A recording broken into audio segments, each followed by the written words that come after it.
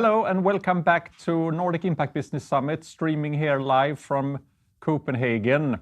This is actually the wrap-up of the day. It's been a long day. We have a lot of interesting conversations, I think, around impact investing, and a lot of other things. So we like to look ahead.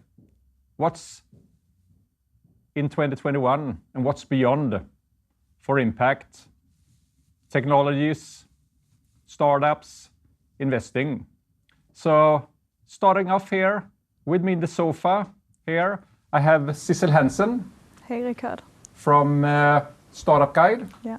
And we were happy to have you here today because we have a surprise to start with. It's actually a launch. It's a launch. Tell us about it and show us a little bit so Sure. the viewers can have a look on what you're actually launching today. Sure. So basically, Startup Guide is a company that was founded in 2014 with the mission on empowering more people to become entrepreneurs around the world. And we've been doing this by creating content and guidebooks for people to start their own business. And around 2 years ago, we started having a bigger focus on impact, not looking at, that any kind of business would be good, but looking at what kind of businesses would be good. And I think this has been also our responsibility as a media company to take the responsibility of sharing the stories and changing the narrative of what good business actually is. Uh-huh.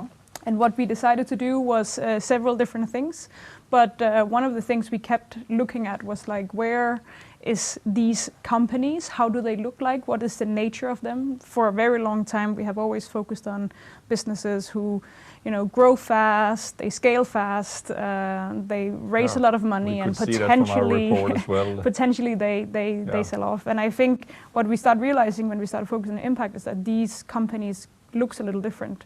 And behave a little different as well. So what we created was actually an index over these startups, and we set out to say, can we rank and measure impact of a very young company? Exciting. For a very long time, you have been trying to do that for bigger companies that have years of track records and reporting. And for young companies, this is more difficult. So we created an assessment process that could where we actually already used what the assessment tools that was in place, hereby also IMP, that we will hear more about later on. Of course, the SDGs, the ESGs, and the economic factors as well. We looked at the transparency level of a startup, the risk, and we're able to create an index of the first 200 startups here in the Nordics that we looked at. That's cool. With the help from Impact Plus from Danske Bank on their website. They helped us with sourcing parts of the data. And then we basically looked through and trying to see who was the most impactful startups. And as you can see here, we have gathered around 200. They are from everywhere in the Nordics. And one of the main ideas of doing this was to say, can you somehow look at a company from a different perspective than just the financial aspects and the growth aspects? So we created some different archetypes that I will get back to in a second. But this is actually how a profile of a company looks like, describing which archetype it is, the SDGs, the value proposition, the outcome, the innovation. But then when you go further down, you can actually look into both the transparency level and what company they are, if they're A, B, and C company from the IMP measures, and the ESG as well. And this is like a first beginning of looking at a company from a different perspective and trying to set some kind of a standardization of, is there a standardization of impact? We, in the beginning, thought we could actually rank, so like, let's say 1 to 500. But it's very difficult to do that because impact can, to a certain extent, be very subjective. So instead, we created different archetypes, which is basically the idea came from that the 16 personality tests that you as a person can take, can answer a big questionnaire, and that basically will put you into a different type of person, right? And we all know that this is more complex than that. But this is our first take on saying, can you somehow categorize these companies in the nature of how they behave, the innovation, the scale, who the beneficiaries are, the risk level, how mature they are, how much they raised, and so on.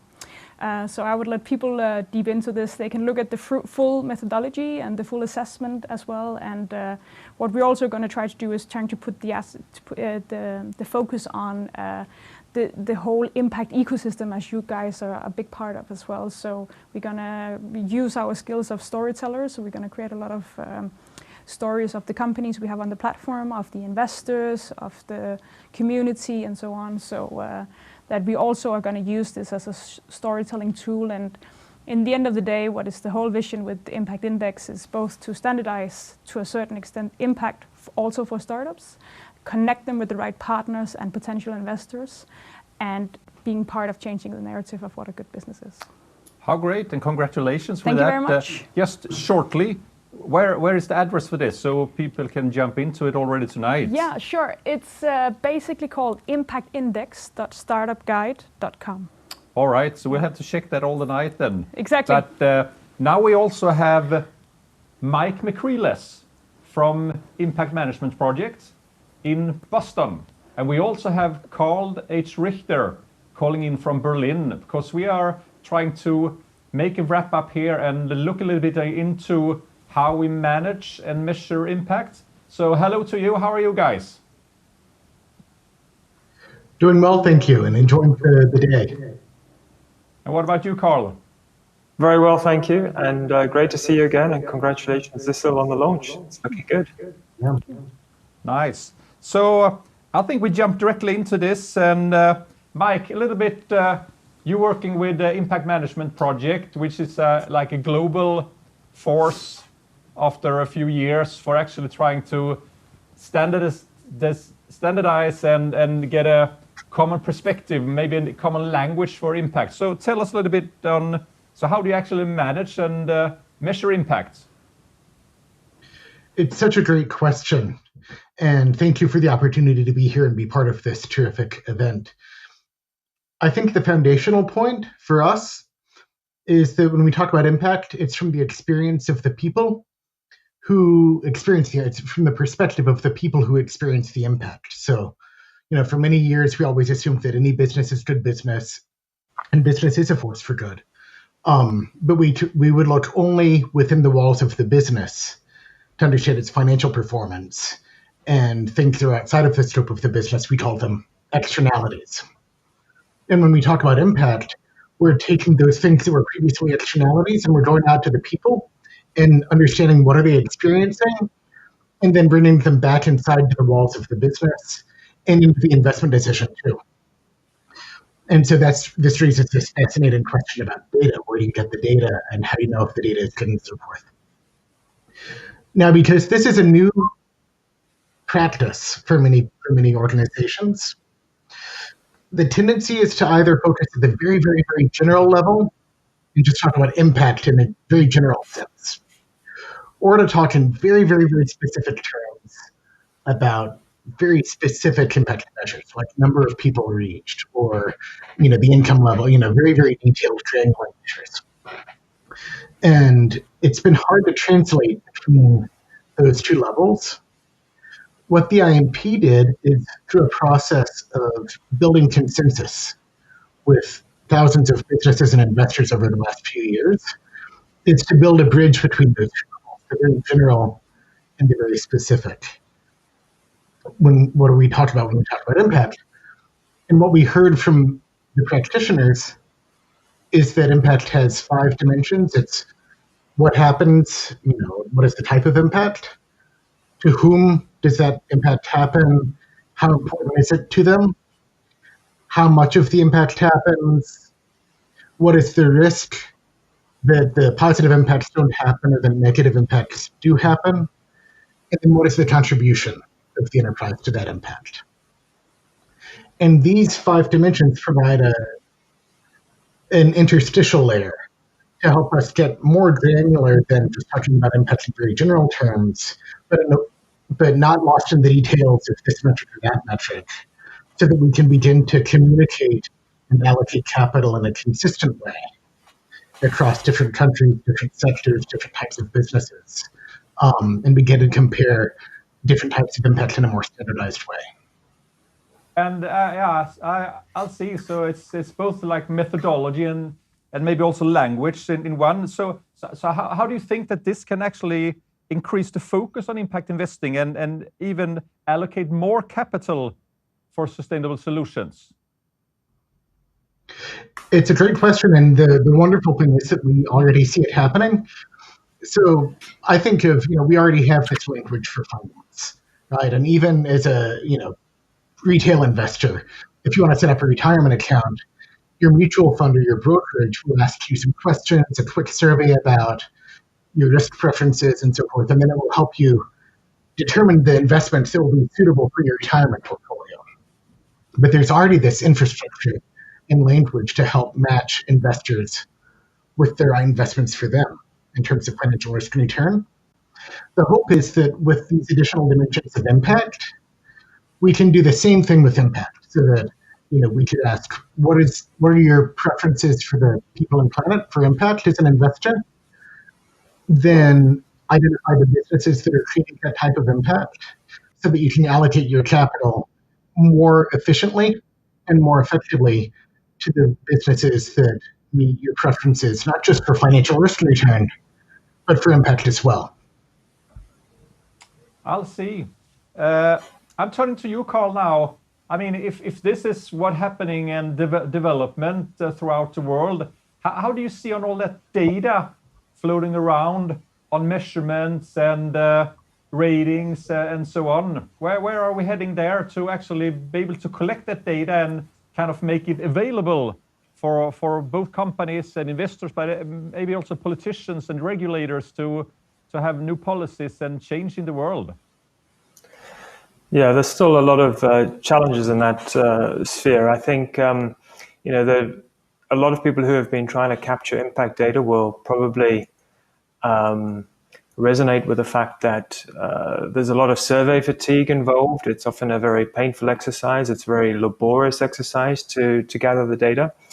Often once the data have been captured, the data are very inconsistent. They're duplicated. It takes a long time for them to come together and for us to see a collective picture.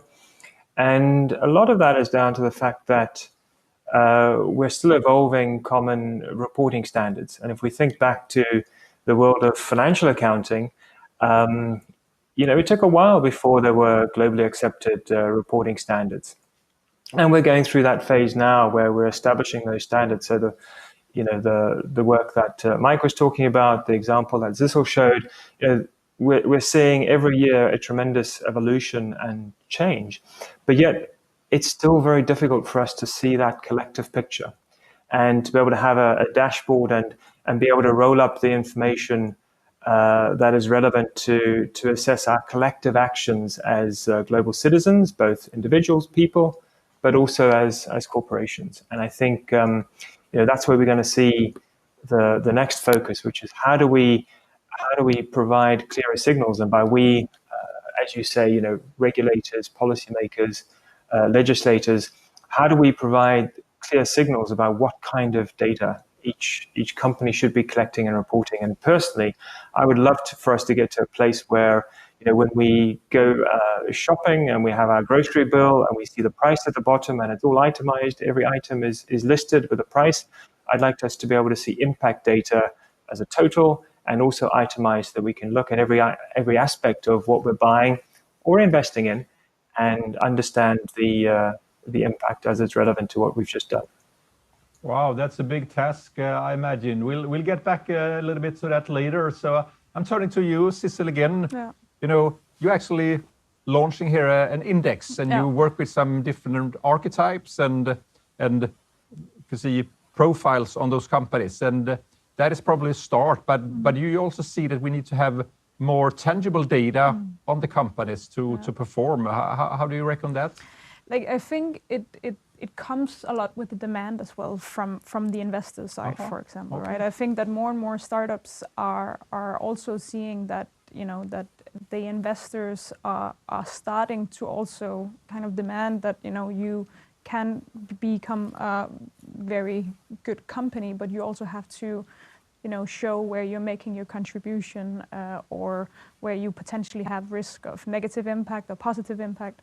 So I think it's basically the whole supply chain is starting to demand this, and I think that Carl is very right when he says that we need to start having some kind of standardization of what kind of data people and companies need to start providing. What is still so complex is that, you know, it's still to a certain extent subjective, right? And from our perspective, this is of course a certain also a trust, where you would have to have a trust in that the data that people are delivering, because it's not necessarily just a number, is correct. And I think we have also talked, you and me, about this, right? A lot. Is like, how can we create this trust that companies are actually delivering the data correctly, that we, as for example an index or who else, needs to assess their potential impact. Yeah, I mean, I think you're right about that. It's not only about accountability, it's also maybe a little bit of reliability, because we know that with a digital world, data travels fast and it's easy to also manipulate data. We know that from many different parts of life. So I'm turning back to you, Mike, on this.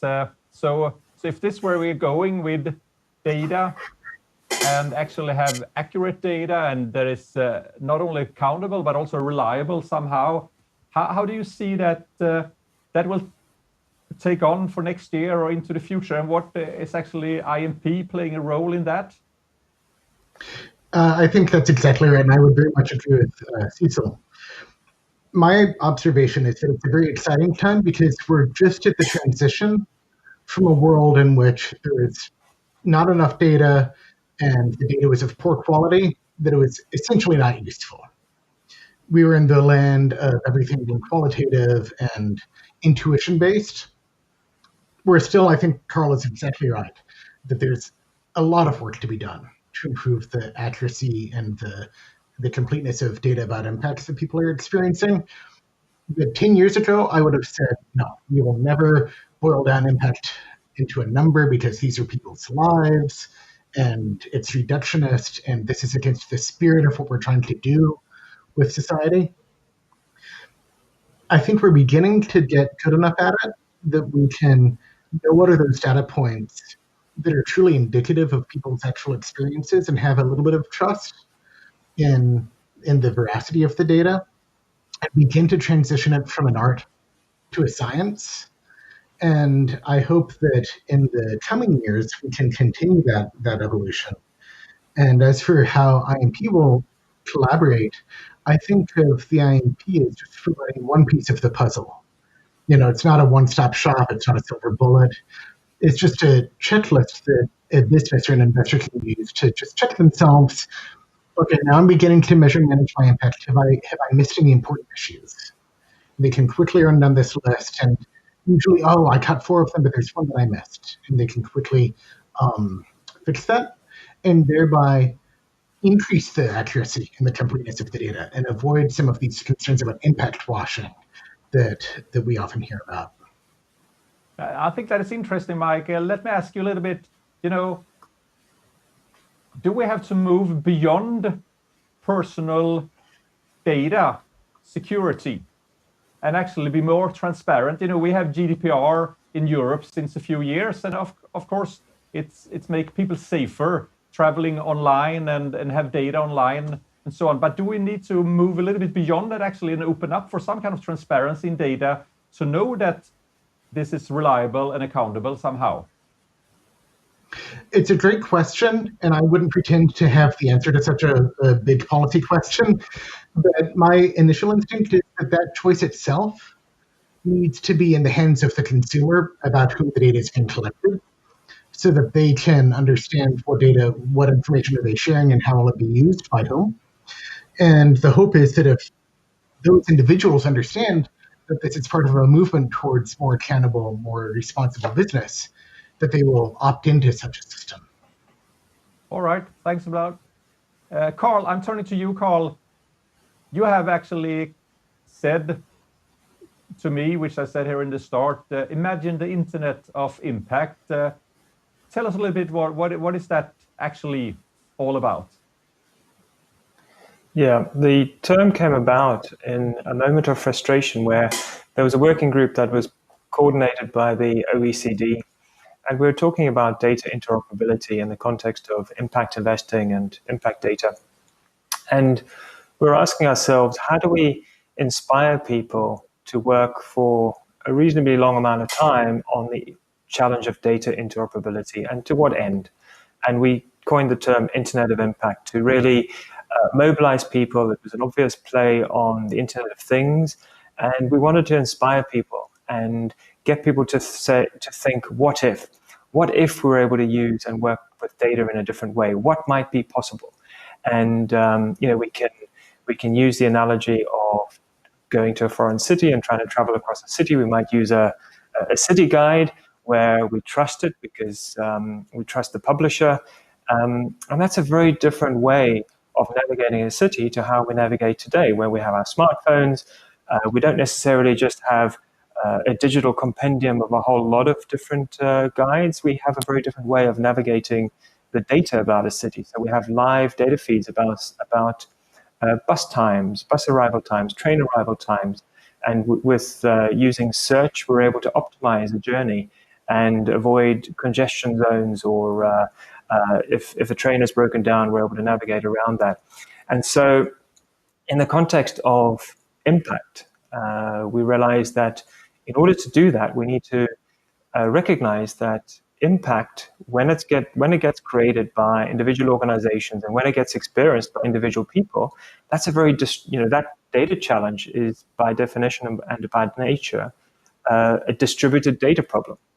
And most of our systems and solutions that we have revolve around centralized data solutions. So fundamentally, we need to think about how do we harness distributed data technologies, and particularly new technologies and protocols that are being developed in terms of next generation web protocols relating to things like linked data. And I won't go too far into the technicalities of it, but simply to say that I think they're incredibly promising. And with that paradigm shift in mind, and thinking of ourselves within an ecosystem of distributed data, I think we can start realizing a vision and at least demanding real-time impact data. And that might sound quite phenomenal as a challenge, because I know, in terms of just reporting, CO2 emissions and trying to calculate a full total, life cycle footprint or supply chain footprint, it might take months, potentially years to calculate that.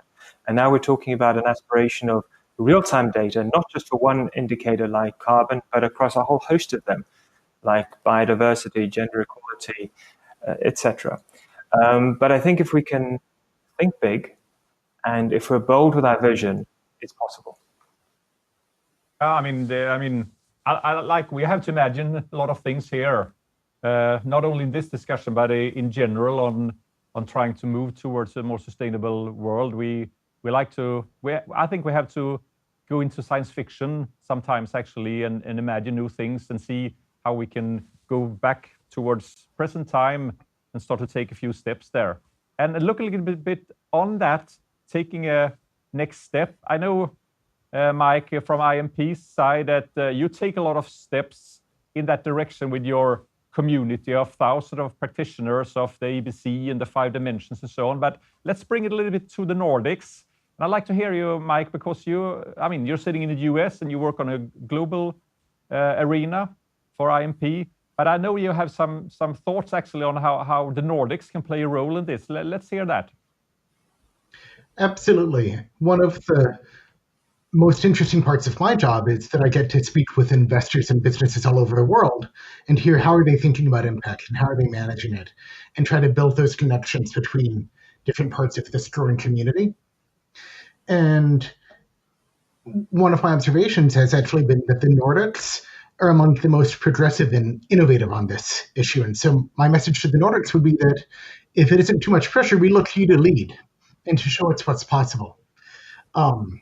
Because, in different countries in the world, we have different policy environments, different social constructs for the role of business and the role of politics in society. But I think that in the Nordics, we already see, pension funds, AP2, AP7, leading on responsible investment, on climate change. We see conferences like yours. We see, entrepreneurs and data providers like Cecil doing, terrific work with the index. We look to you to lead, and we look forward to learning from what you do.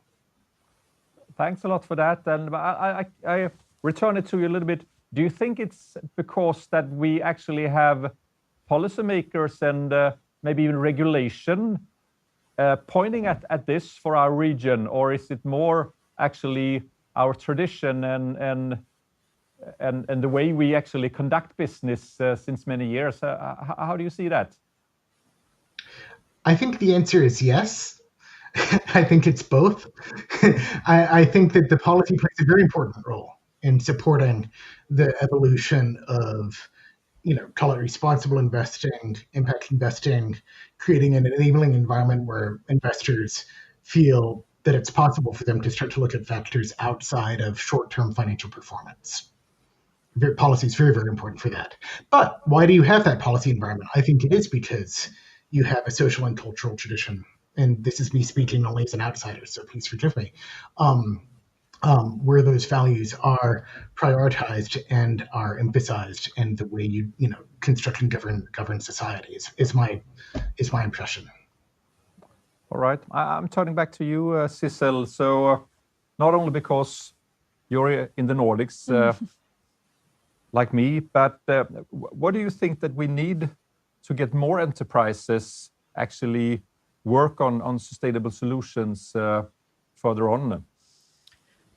I think actually that one of the things, and also one of the reasons why we created the index, is that we need to look at impact as that's part of any business, in a negative or in a positive way. And I think that we need to start having a language for that. And I think that a lot of the companies that we have done interviews with companies the last 7 years in Startup Guide. And, in the end of the day, most of these entrepreneurs, they actually wanted to make a difference. And then more and more we see that there is a need for exactly like a number or a rank or like something that we can measure that so that the investors can put their money in the right places and so on. And I think we need to start having these role models, right? I think for a long time we had the Silicon Valley as the role model of like, this is how tech should be, right? And I think now there is a specific opportunity for Europe and maybe even for Nordics to go in front of say, this is, tech is an enabler. Sustainability is the new black, right? Okay, so sustainability is actually the role model. Exactly, where the tech enable us to scale, enable us to reach a lot of people and so on. And I think that when we started back in 2014, that was, everyone wanted to become the next Silicon Valley because that was what created, the biggest companies. And I think now we're going to look to where do we create the companies who can have the biggest impact? Because in the end of the day, if we don't solve this, then we're all screwed. That's true. Yeah. I'm going back to you, Carl, because I think it's also an open question, but I'm pointing at to you first because it could be, you could say, it could be not that difficult to get data on financial and impact return. I mean, I can see that already it's pretty tangible with a lot of startups and other activities and so on. But what about the risk in impact investing? How do you reckon, what kind of data and input do we need there actually to assess the risk, not on the financial part of an impact investment, but actually the risk of the impact turning out to be as good as presented or as we like?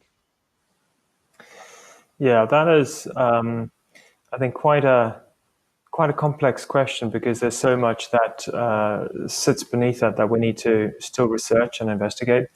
But it might be worth just summarizing and expanding what we mean by that. So you were right to differentiate between how non-financial effects can translate into financial economic effects. And that's, I think very well known in the traditional ESG industry where people are looking at ESG risks and trying to see how they affect the bottom line of their organization. And often that looks, just a little bit longer term. When we're talking about impact risk, we're talking about, and I'm looking to Mike, I know the IMP have done a lot of work on this in terms of identifying, what is the likelihood of my intended impact either happening or not happening?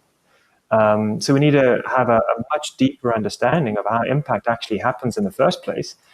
So it's both an issue around measurement, but it's also an issue around evolving the deeper understanding. How do the various causal drivers ultimately translate into our intended effect happening? And so that's an ecosystem shift that needs to happen. We also need to look at potentially unintended consequences. So that is opening up our field of vision beyond just what we're expecting, and we have to start anticipating the unknowns, and that becomes really, really difficult because we're trying to identify things that we typically don't recognize as being there. So again, these are ecosystem changes. But I think if we go back to the analogy with financial reporting, or if we see the history of financial reporting and financial accounting and so forth, we started off initially, particularly within in investing, just focusing on the financial return. And then slowly but surely, people realized, well, we need to think about the risk of either losing our money or not getting our money back, and what is the risk associated with our investing.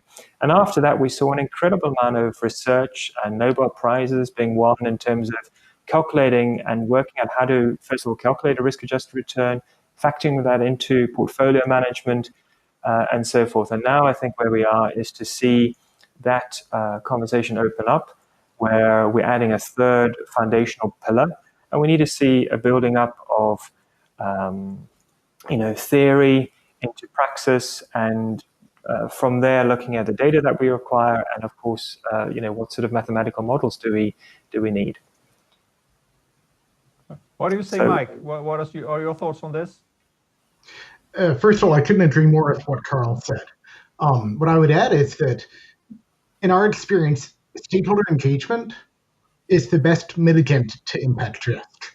So engaging with stakeholders before you make decisions to understand how will they receive the results of these decisions, and then after the fact to verify what actually happened. And I think if you're in the routine of doing these things, you can greatly reduce your impact risk.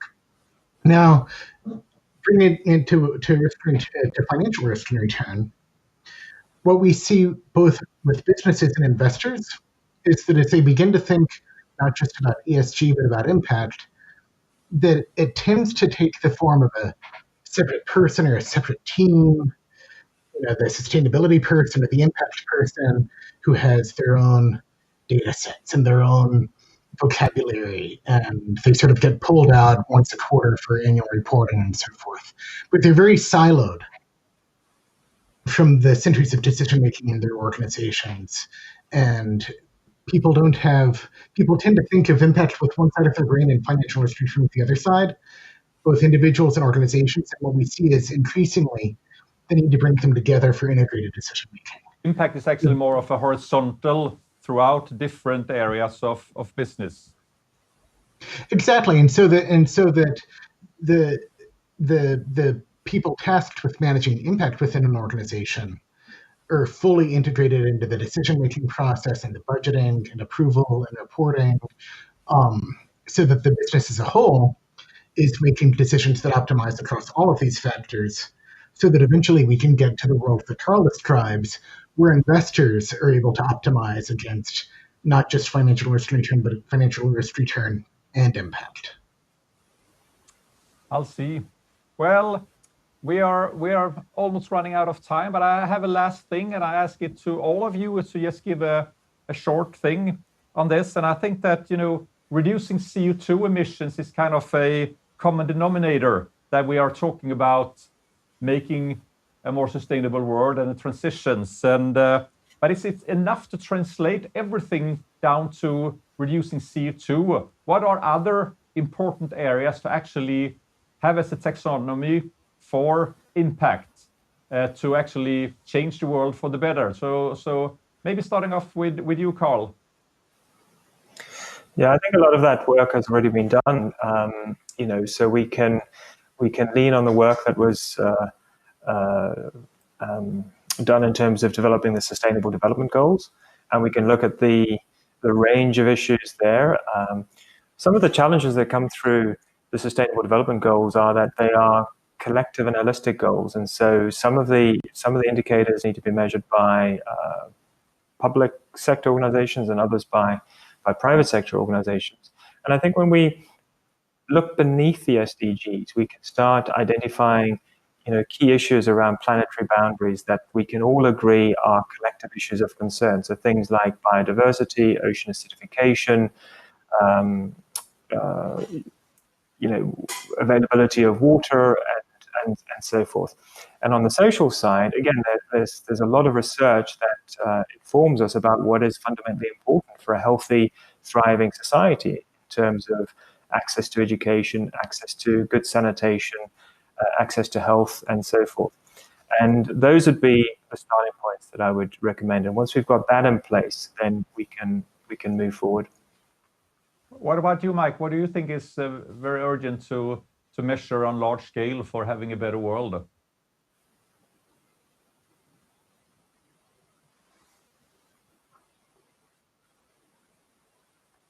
You to yourself, Mike. Oh, forgive me. I was just saying that I think that CO2 is a terrific place to start, both because of the intrinsic importance of climate change, but also because it lends itself so well to that single common denominator. So that even today, if you're an investor and you want to optimize your portfolio for financial risk return and carbon reduction, you can do that using the data in a way that I don't think it's really possible to do that for things like poverty alleviation or inequality. So I think that CO2 can be the test case that helps us develop the tools which we can then roll out to other pressing social issues, such as those mentioned in the Sustainable Development Goals. All right. What do you say, Sissel? What would be your focus thinking for the future on measuring? I think that the CO2 could be a good example of leading the conversation. I think we looked a lot towards B Corp example, like how to work as a, or how to think about your business as a whole. Again, like it doesn't matter that you contribute to one solution on the one side and then you're actually making another problem on the other side, right? And I think that B Corp has a really good way of thinking about that, and then looking at the business as a holistic thing, everything from how you operate to how you contribute to your shareholders and stakeholders and everything. So I think we need to think about how do our business become sustainable in the long run. And it can be that you are actively contributing to an active solution, but it can also be, as the ABC model from IMP, that you're operating, and by doing that you are avoiding any harm on all kinds of levels, E, S, or G. Yeah. Thanks for that, and thanks a lot, Carl, calling in from Berlin, and Mike from Boston, and thanks to you, Sissel. It's been a good conversation wrapping up Nordic Impact Business Summit this year and looking a little bit into the future. So thanks a lot, and see you soon again.